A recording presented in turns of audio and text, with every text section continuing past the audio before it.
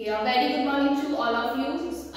All students of class 3. So as you know that today we are going to start a new chapter in maths, and as you can see on the board, we are going to start chapter number 12.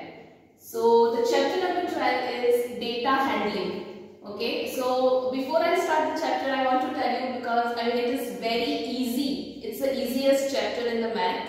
No big calculations are needed to do. You just need to observe some of the pictures and some of the easy tricks which you need to understand to solve the sums of data handling. So I am sure that you will have fun while learning this chapter. Okay. So before we will understand one of the subtopic of this chapter, I just want to give you brief information. What is data handling? So data means what? Data means the information. Now you know that in day-to-day life we need to collect so many information, right?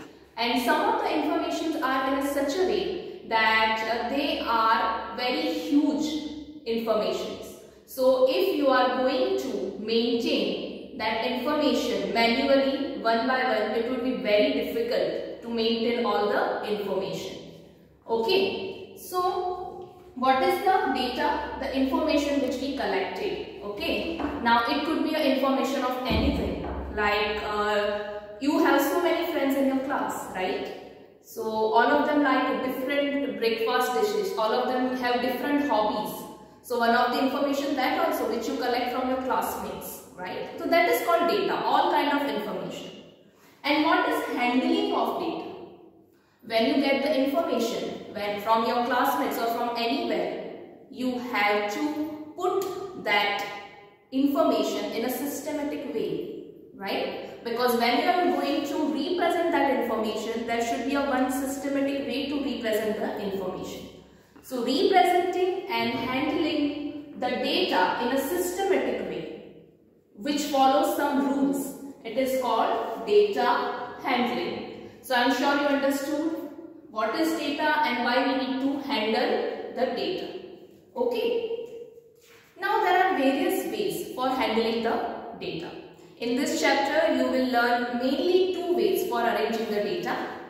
One is telemark system and another is pictograph system.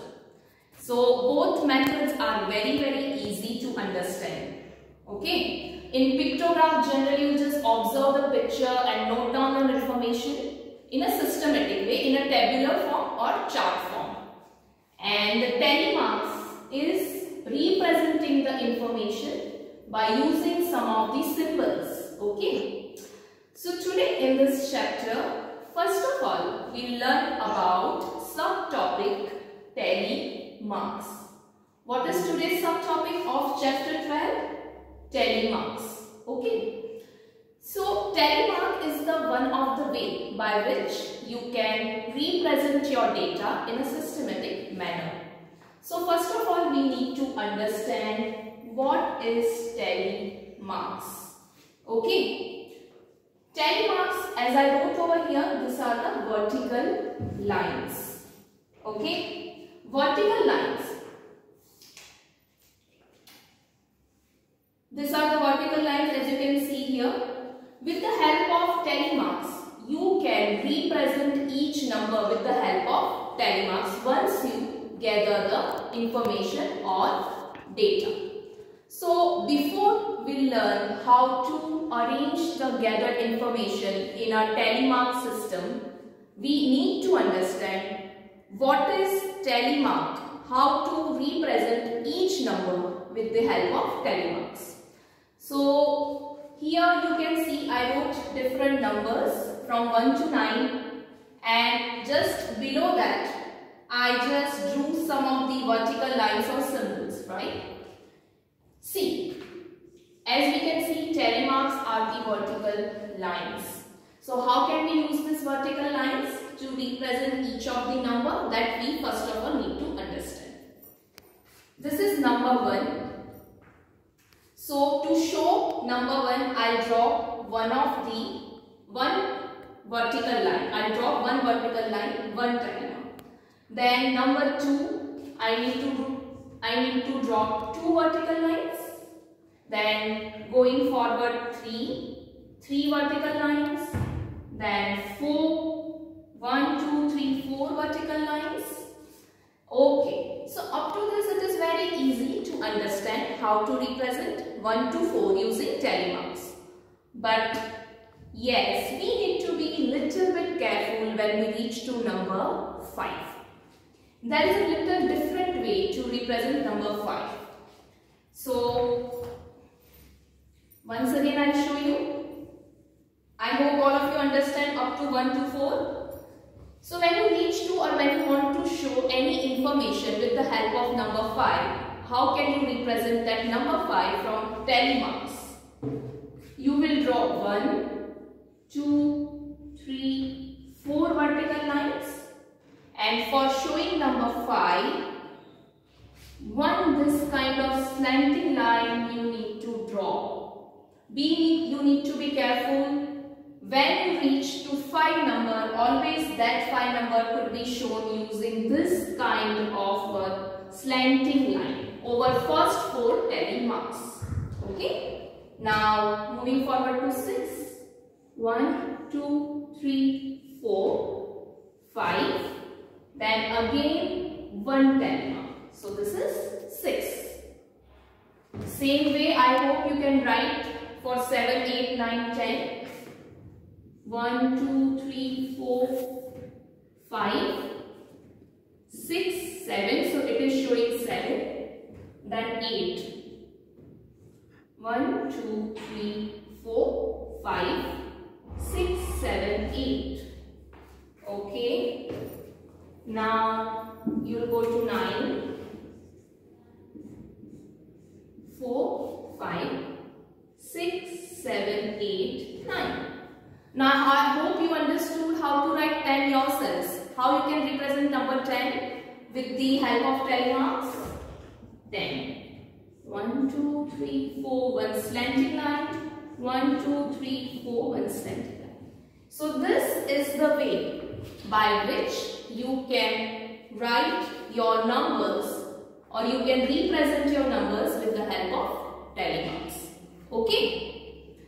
So after learning this basic thing, we are going to understand how you can represent your collected data with the tally mark method. So if I want to give you one example, I can give that example. There are so many classmates or friends you have in your class. So if you want to know which are the different breakfast dishes they like, I'm sure that all of them having the different choices, right? Some of them like paratha, some of them like poha, some of them like upma, some of them like only fruits. But if there are so many students in class and everyone having different choices, and if you want to represent that information manually, then it would take so much time, right? So we will use tally mark chart.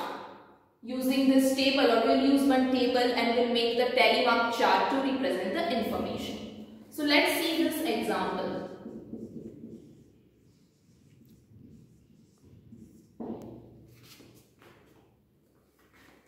Okay, first of all, let me write the data or information which you collect from your class. First of all, I write the name of dishes or breakfast dishes which students generally like. So it is poha, paratha, upma, fruits, then some of must like cornflakes,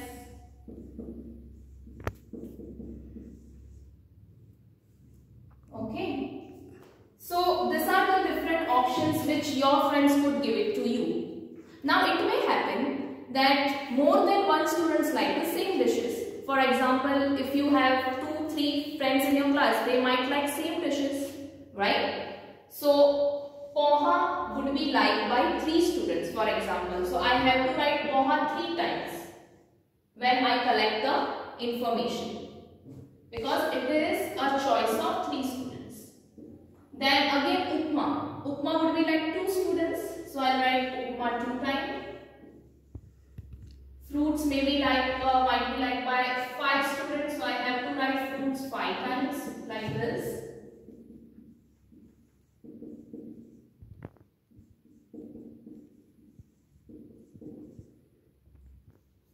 Okay, one more time I'll write fruits. And cornflakes by 2 students again. As I am asking this information to each and every student in class, I have to write the responses of each student every time. So you just observe that I took so much time in writing the name of dishes again and again. But as I am collecting the information, I have to record each response. Okay. So it must be a tedious task to write every dishes again and again. So what we can do to make it easy to represent that information in the easiest way using the tally marks method. We can make one table over here. I can make 3 columns in this. Okay. First of all, in first column I write the heading. Breakfast dish. Here over I write the name of dishes. Then I will second column I write tally marks, and in third column I write number of students who like this dish.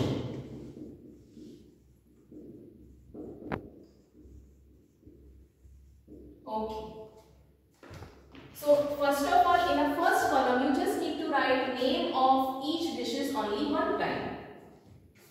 Poha, paratha, fruits,